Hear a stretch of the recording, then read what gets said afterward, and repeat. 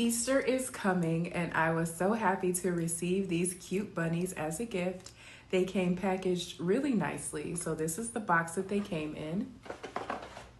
And this is the packaging. And check out the adorable little bunnies. So here is our boy bunny. Look at how cute he is. And then we also have the girl bunny that comes with it. So it is a 2-piece set, and these you can use as a gift. You can also use them as decor.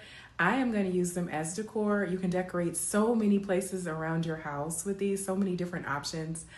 I'm going to put them at my front door. If you have a fireplace, you can put them on your fireplace, on your bookshelf. If you have like a shelf in the bathroom or in the kitchen, anywhere. Where would these not be completely adorable? So let's go ahead and set them up by my door so you can see how cute they are. I absolutely love the soft rustic finish. They're made of a sturdy resin, but they're still lightweight, so they're super easy to move around and style. They give that cozy farmhouse vibe without being over the top. So if you're decorating for spring, these are such a sweet little touch.